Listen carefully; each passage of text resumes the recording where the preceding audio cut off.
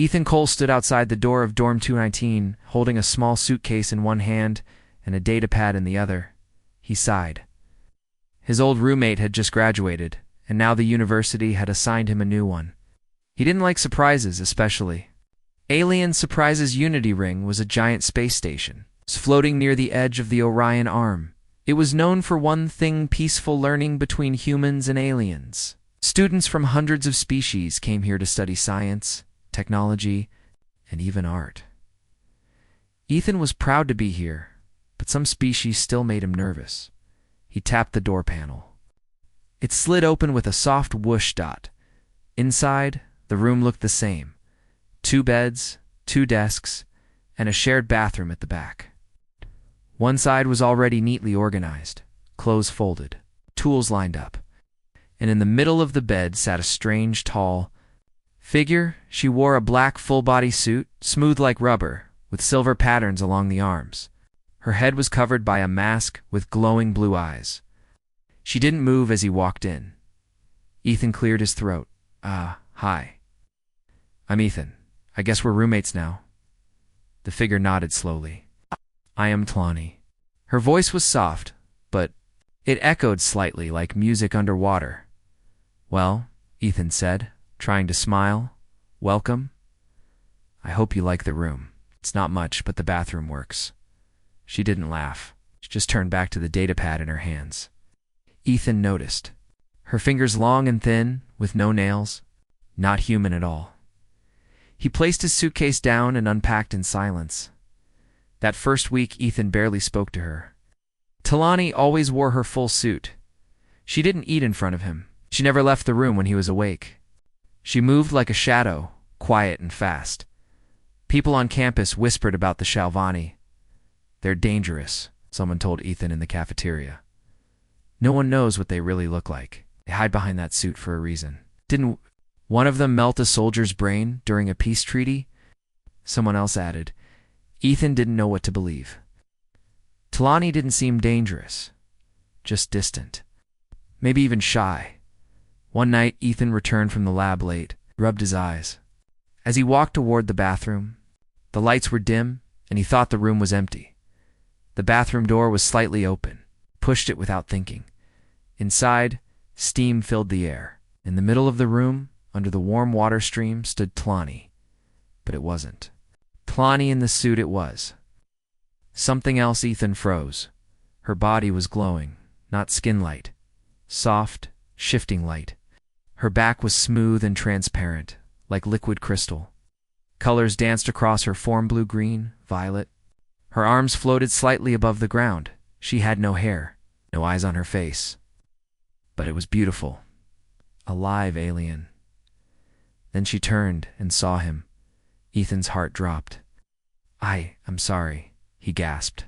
He quickly stepped back, slamming the door shut. His hands were shaking. His face burned red. He waited outside the bathroom, pacing, unsure what to say. After a few minutes, she stepped out. Her suit was back on, and her mask covered her face again. She said nothing, just walked past him and sat on her bed. Ethan couldn't sleep that night. The next morning, she was gone. Ethan went to his classes, but he couldn't focus. His mind kept going back to that moment. What was she really? Why did she hide? By the 3rd day, she still hadn't returned. When she finally came back, Ethan stood up. Tlani, I need to talk to you. She stood still. I didn't mean to walk in on you. I thought the bathroom was empty, I swear. I know, she said quietly. You're not what I expected, he said. She looked away. Please, Ethan said. Don't leave because of me. She sat down slowly. You saw what I am. Few ever have. It was amazing. Her head turned slightly. You looked like living. Light, Ethan said, sitting on his bed. I've never seen anything so strange and beautiful. She didn't reply at first. Then she said, My people are energy-based life forms. We wear these suits to contain our form. To blend in, to not scare others. You're not scary. Many think we are. Some want to capture us. Others want to study us like animals. Ethan frowned. That's awful. Tlani finally faced him. You didn't run. That is rare. Ethan smiled gently. I didn't run because I saw someone unique. A soft blue light blinked on her mask, almost like a blush. After that, things changed between them. Tlani still wore her suit, but she started talking more. She asked Ethan questions about Earth, about oceans, music, and pizza. He showed her his favorite human movies. She didn't understand action scenes, but liked slow dramas. She showed him how to play with energy fields using a small orb that floated in the air. It changed shape when touched by different emotions. One night, she said, my form reacts to feelings. What you saw in the shower was my calm state. When I am scared, I glow red. When I'm happy, I turn gold. What color was I? Ethan asked. You were blue. Curiosity. But not everyone was happy. Ethan noticed strange people watching him on campus. A professor asked him to stay behind after class. You're the one rooming with the Shalvani girl, aren't you? Professor said. Ethan nodded. Fascinating species. There's almost nothing known about them. If you ever get a closer look, come see me. Ethan left, feeling cold. Back in the dorm, he looked at Tlani. She was silent, eyes glowing on her mask. You've seen it before, she said. The way others look at me. Yeah, he whispered. But I won't let anyone hurt you? She didn't answer, but the room felt warmer somehow. That night, Ethan lay in bed, staring at the ceiling. He had seen something most people would never see, and somehow that secret had made two strangers. Not so strange anymore. Something was changing between them, and it had only just begun. Ethan woke up the next morning to find a small, glowing orb floating above his desk. It pulsed gently with soft blue light. Tlani stood beside it, her mask facing him. This is a memory orb, she said. Shalvani use it to show others. Our thoughts? Only with permission. Ethan sat up. You want to show me something? She nodded. You saw my body? Now, I will show you my truth. Ethan touched the orb. A warm wave passed through his fingers. In an instant, the room disappeared. He was standing inside a different world. The sky was deep purple. The ground looked like glass. Huge trees floated in the air, their leaves sparkled with light. In the middle of it all, glowing beings danced in slow patterns. They looked like Tlani's real form-shifting, beautiful alien. This is our home, Tlani's voice echoed. The world of Liravel. Ethan turned to see her glowing form floating beside him. We lived here in peace for many cycles, but others feared us. They came with weapons, called us monsters and light demons. We fought back, but we did not destroy. We chose silence. The vision changed. We saw ships in flames, people running, fear in many alien eyes. The Shalvani didn't attack with guns or missiles. They used waves of light and energy. Some attackers fell to the ground, crying, lost in visions. Our minds can touch others. Some say it is power. We say it is connection. The vision faded, and Ethan was back in the room. The orb floated gently in his hand. Ethan looked at her. That was incredible. It is also dangerous, she said. If others learn what you saw, they will come. They'll always come. That afternoon, Ethan went to the campus library. He searched everything about the Shalvani, but most files were locked. Some were marked classified by Order of Interstellar Council. What were they hiding? Later, in the cafeteria, a tall alien student named Gorak sat next to him. Gorak was from a warlike species called the Brannick. His thick arms and red eyes always made Ethan nervous. You're the human with the Shalvani roommate, Gorak said. Ethan looked up, surprised. Yeah, so. Gorak leaned closer. Tell me, what does she look like under the suit? Something soft or something dangerous? Ethan clenched his jaw. She's not a thing. She's my friend. Gorak laughed. You're already under her spell. Be careful, human. Their kind twists minds. Ethan stood and walked away. Back in the dorm room, he found Tlani sitting in the corner silent. I think people are starting to notice us, Ethan said. I know, she replied. 3 minds tried to touch mine today. Curious ones. Greedy. Onesie sat beside her. I saw a professor too. He hinted that I should tell him what I saw. Her eyes glowed dimly. Do not trust them. Some study to learn. Others study to control. Why do you trust me? Ethan asked. She was quiet for a long moment. You did not run. That night a loud knock came on their door. Tlani stiffened.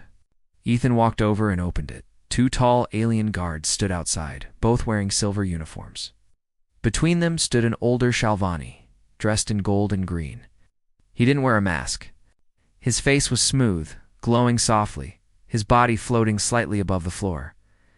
I am Envoy Caloran, the elder said. All night. Come with us. You are summoned by the council. Tlani stood slowly. Why now? Caloran turned his glowing eyes to Ethan. Because a human has seen you. They took her away. Ethan sat alone in the dorm, feeling heavy. Hours passed. He couldn't sleep. He kept looking at the empty bed, wondering what would happen to her. The next day she returned. They asked questions, she said. Many questions are. You in trouble? Ethan asked. No, she said. But now I am watched. They fear I'm becoming too human. Over the next few days, things grew tense on campus. Security drones flew through the halls. Students were told not to talk about the Shalvani. But rumors spread fast. Some said Tlani could burn your soul with a look. Others said Ethan was now under alien control. He ignored them. He walked with Tlani through the garden domes, sat with her at meals. Even when people stared. I don't care what they say, Ethan told her. I care about the truth. You are brave, she said softly. Most humans are loud. But not brave like this. One night as they were studying, Ethan asked her a quiet question. What do you really look like? When you're happy? She didn't answer. Instead, she turned off the room lights, then she slowly pulled off her gloves. Her hands glowed gold soft, warm light flowing through her fingers. She took off her boots. Her feet hovered slightly above the floor. Then, the first time, she removed her mask. Her face was smooth with no eyes, nose, or mouth. Yet Ethan felt her smile in his mind. He didn't flinch. He didn't look away. I think this is the most beautiful thing I've ever seen, he whispered. A moment. Her entire body shimmered gold. She was happy, but far away. In the shadows of the station, someone was watching. A group of humans and aliens sat in a dark room, looking at security feeds. One screen showed Ethan and Tlani side by side glowing. Faintly, prepare the capture team, a voice said. We need her alive. Him too. The lights inside Unity Ring flickered again. It was the 3rd power glitch in 1 week. Students laughed it off, but Ethan didn't. He had lived here long enough to know something was wrong. Tlani stood beside him in the library, her body still wrapped in her dark suit, but her mask eye lights flickered a little too, reacting to the station's energy pulses. They're scanning the inner halls, she whispered. Who? Ethan asked. She looked toward the ceiling. The ones who want me. Ethan's chest tightened. Ever since she showed her real face to him, things felt different. Not just between them, but around them. People looked too long. Security asked too many questions. The peace was cracking. Tlani handed him a small glowing chip. In your datapad, it blocks location tracking. Ethan took it and nodded. So they're following us? They are not sure yet, but they're close. Back at their dorm, Ethan tried to act normal. He even joked about alien noodles and bad soap from the campus store. Tlani didn't laugh, but she tilted her head slightly, her way of showing amusement. Then someone knocked at the door. Ethan opened it to find Professor Yorvin standing there. He was a tall man with thin glasses and a cold smile. His eyes always felt too sharp. Mr. Cole, the professor said, I was hoping to speak with you, privately. Ethan stepped out, closing the door behind him. I've heard whispers, Yorvin said softly, that your roommate is something special, that you've seen what others haven't. Ethan stayed quiet. The professor leaned closer. The university has rules, yes, but knowledge, true knowledge, is beyond rules. I can help you, Ethan, if you tell me what you saw. Ethan's jaw clenched. I didn't see anything. She wears a suit, that's all. Jorvin stared at him for a long moment, then he smiled. I see. Well, if you ever change your mind, I'm always here. As he walked away, Ethan felt a chill in the air. That night, Talani didn't sleep. She sat cross-legged in the dark, glowing faintly blue. Ethan couldn't sleep either. They're planning something, she said. I felt a thought touch today. Not strong, but greedy. Ethan nodded. Professor Jorvin talked to me. He wanted to know about you. I know, she said. He looked at her. How do you know? She touched her chest. I felt your anger. Ethan blinked. You can feel me? When emotions are strong? Yes, you are loud, Ethan Cole. Ethan chuckled. I've been told that before. Talani stood up. We must be ready. If they come, we run. Promise me. I promise. The next day, Ethan noticed 2 new maintenance workers outside their hallway, but they didn't carry tools. Their belts had small black boxes signal jammers. He remembered them from a tech class. Ethan and Talani left their room and took the long path through the outer garden. As they walked between tall glowing plants, Ethan whispered, They're outside our dorm. They're not real maintenance. Talani stopped. Then it begins. That night, she packed a small crystal shard into a pouch. Identity. If they take me and my form breaks, you must return this to my people. Ethan looked at her, shocked. Don't talk like that. I'm not letting them take you. You cannot fight them. Then we outsmart them. Later that evening, the power went out across Sector 7. Emergency lights flickered red. The alarms didn't ring. Ethan jumped to his feet. This isn't normal. Talani was already standing. They've shut down security systems. Ethan grabbed his datapad, shoved the crystal shard into his pocket, and nodded. Let's go. They ran into the hallway. Strange men in black armor were moving silently, scanning doors. One looked up and pointed. There. Talani raised her hand. A wave of light pulsed out and hit the wall. The metal bent, blocking the hallway. They turned and ran the other way. Ethan led her through a narrow access tunnel he had found last year while fixing a leaky pipe. It was small, dusty, and no longer used. It's the kind of place only curious humans would explore. They crawled through the tight space, her glow lighting the way. I'm sorry, Ethan said. This is my fault. If I hadn't seen, no, Talani said firmly. It is not wrong to see. It is wrong to hunt. They reached a small maintenance room near the reactor sector. It was dark, but empty. We rest here, she said. Ethan sat down, catching his breath. Why are they doing this? Why not ask? Why not speak? Talani's glow turned red for a moment. Because they do not see me as a person. They see me as a secret. Ethan leaned back against the wall.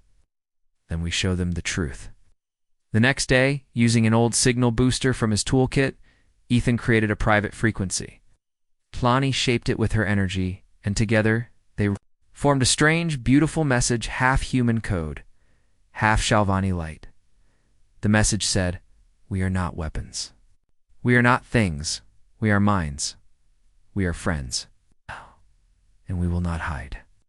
They sent it across the student channels, public monitors, and even to the university leadership. Then they waited. Within an hour, the message spread across Unity Ring. Screens in every hall showed a slow image of Talani's glowing form, standing beside Ethan. Some students gasped. Others stared. Some were angry. Others were amazed. Then came a sudden boom from outside the maintenance room. The mercenaries had found them.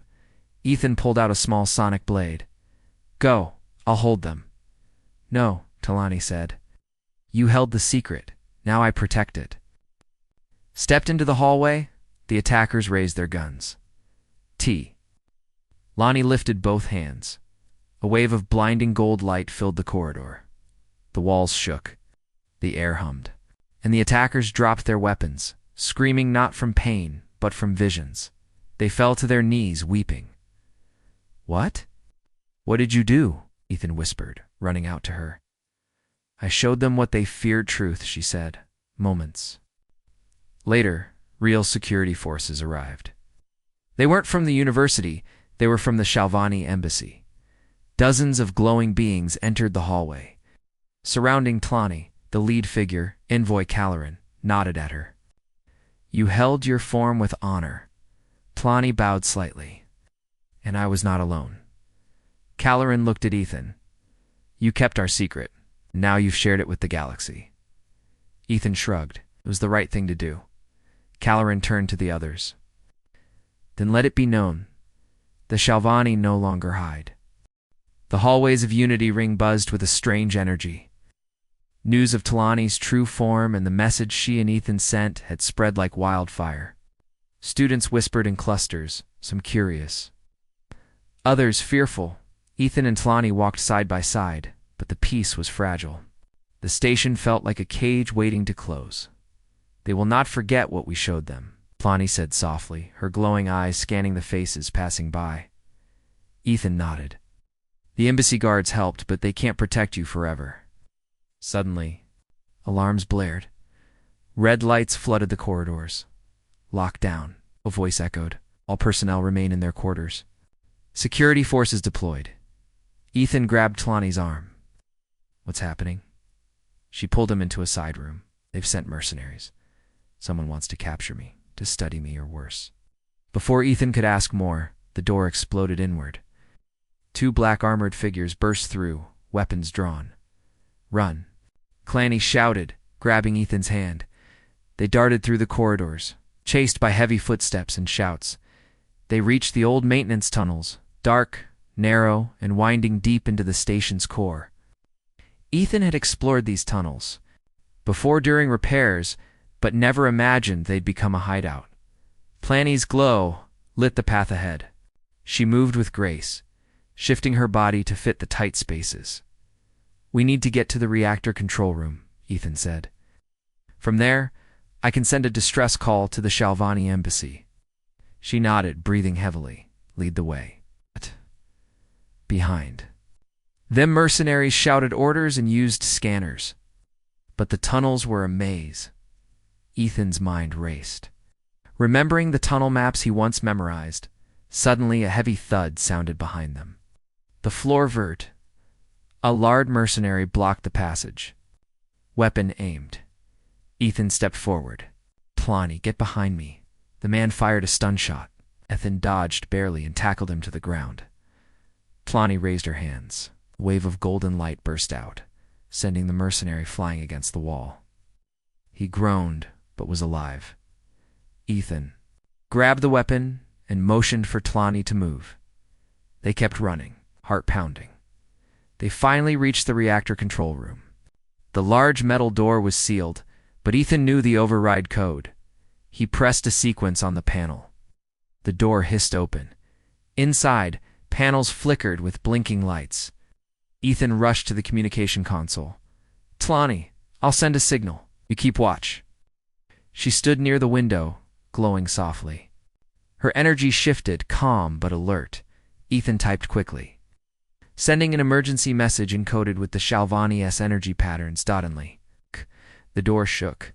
Mercenaries slammed against it. They're breaking through. Ethan shouted, Tlanius. Glow flared bright.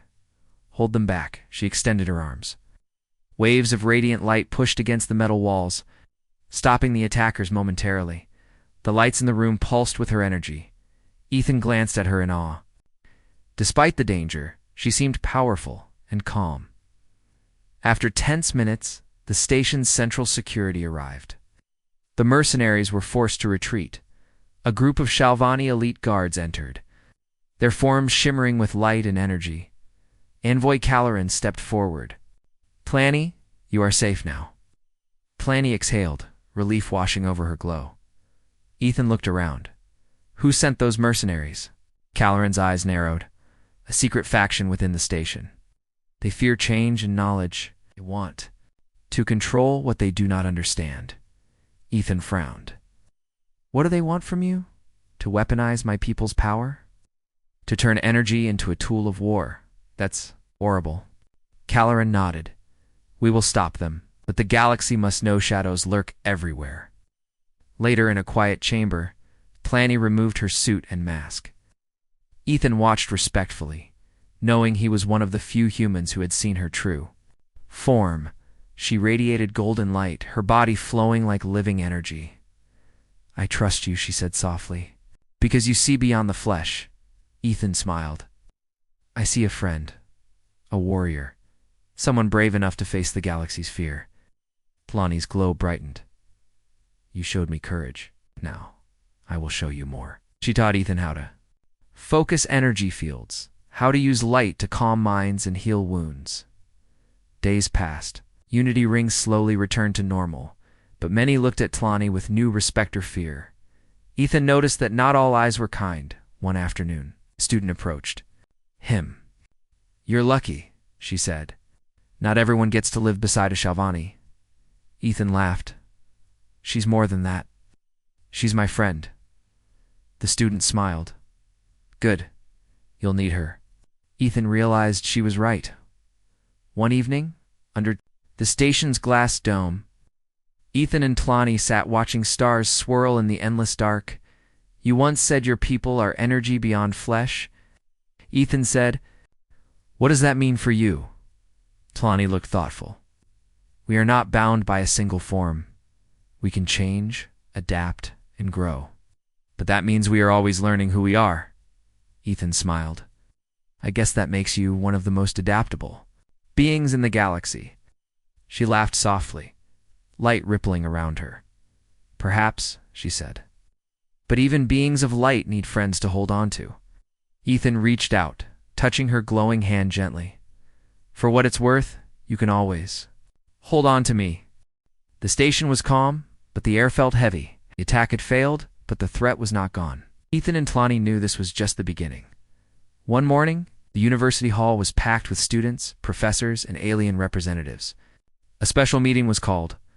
The leaders wanted to address the rumors and fears about the Scifi. Ethan stood beside Talani as they entered the large hall. Talani's glowing form was partly visible, her suit removed but a soft light still shining from her skin.